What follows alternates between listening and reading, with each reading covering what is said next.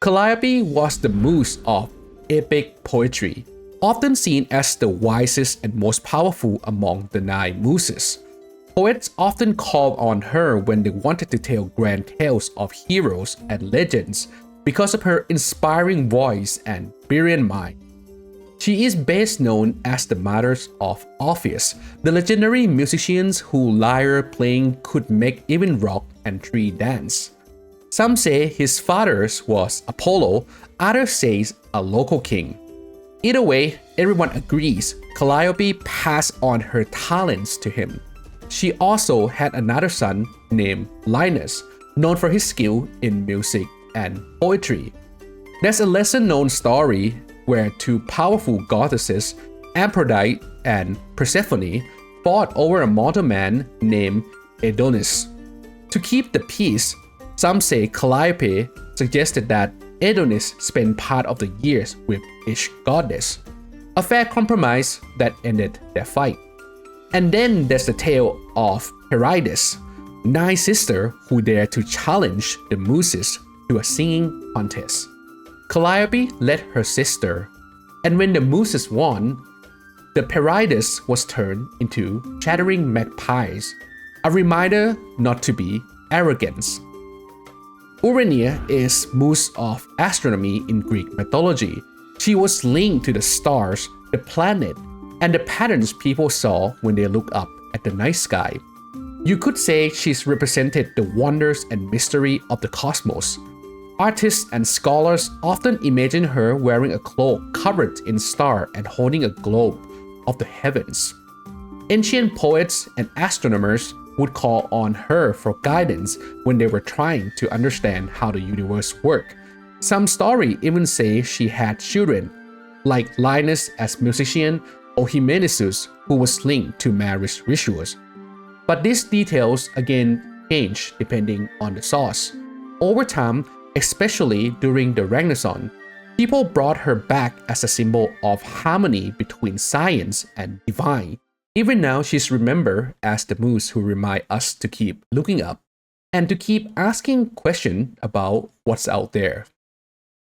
Nemertes was one of the Nereids, sea nymphs who were daughters of the sea god Nereus and the oceanid Doris.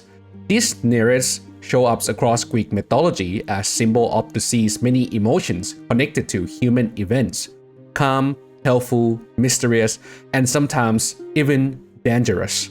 That said, Nemertes was known for being truthful just like her fathers. Her names even mean something like the unerring or truthful. Out of all her sisters, she was one of the ones associated with wisdom and clarities, even in the vast and shifting world of the ocean. Apseudes was another Nereid from the Greek mythology.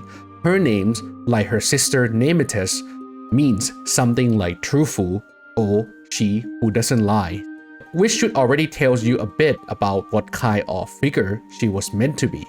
The most well-known time Apseudes, Nemertes, along with the other Nereids appears is in Homer's Iliad during the really emotional scenes. Achilles, the greatest warrior of his times, had just lost his closest friends, and his mother, Thetis, was overwhelmed with grief, not only because she empathized with her son's sorrow, but also because she knew the same tragic fate awaits him in the near future. Thetis, one of the 50 Nereids, then called out to her sister to come and mourn with her. 49 Nereids then rise from the seas to comfort her. It's a short moment, but it tells us something important. That even the minor deities have an important role in Greek mythology.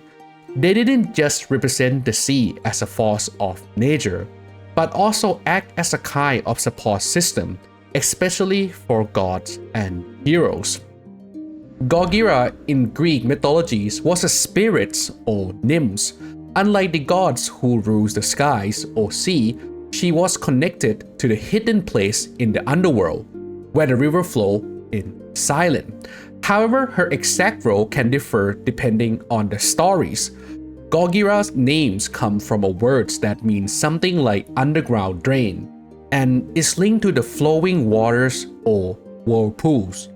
That said, her role and identity sometimes blended with other deities linked to the underworld, such as Ophanes, Styx, and Hecate, depending on the version you read. In the story, we learn that Gorgyra became the partners of Acheron's, the spirit of one of the underworld rivers. Together, they had a son named Asclepius, who later became the orchard keeper in the underworld. Now, that might not sound like much, but it actually becomes important in the myths of Persephone. See, when Persephone was taken to the underworld, the gods were trying to work out a deal to bring her back. The rule was that if she hadn't eaten anything in the underworld, she could return to the world of the living. But Asclepius witnessed her eating a few pomegranate seeds, and he told on her. Daeira was said to be one of the many daughters of Oceanus, part of the large family of water spirits. Her name means the knowing one, and people believe she has some kind of hidden wisdom, something connected to the Eleusinian mystery. These mysteries were a set of sacred initiation rites held in honors of Demeter and Persephone. They promised secret knowledge and maybe even a better fate in the afterlife, but only to those who completed the ritual. Nothing from the ceremony was ever written down though, so we still don't know exactly what happened during them. Some stories say Daeira had a child with Hermes, a son named Eleusis, who gave his name to the city where this famous mystery took place. Thalia was one of the 9 Muses, daughters of Zeus and Mnemosyne, the goddess of memories. Each Muse inspired a different art or science, and Thalia was the one who looked after comedy and pastoral poetry, light-hearted poems about the countryside. Her name means the blooming one, which fits her cheerful and lively role perfectly. In Greek mythology, Thalia is often shown holding a comic mask and a shepherd's staff, symbols of her connection to theaters and rustic poetry. She is sometimes seen alongside Dionysus, the god of wine and festivities, highlighting her link to joyful celebration. In some lesser-known stories, Thalia has children with Apollo, the gods of music and the arts. Their children were the Corybantes, known for their wild, aesthetic dance during religious rituals. While not a dramatic tale, it adds to Thalia's image as Muse who brought movement, rhythm, and joy into the world. Ampelos was a young satyr who was deeply loved by Dionysus, the god of wine. He lived freely in the countryside, running through the wild, laughing, and playing games. Dionysus adorned him. They were close in the way gods and mortals sometimes are in myth, full of affection and joy. However, one day, Ampelos got a bit too bold. He saw a powerful bull and decided to ride it. Wanting to show off while riding high, he looked up at the moon and shouted a challenge, bragging about his horns and strength.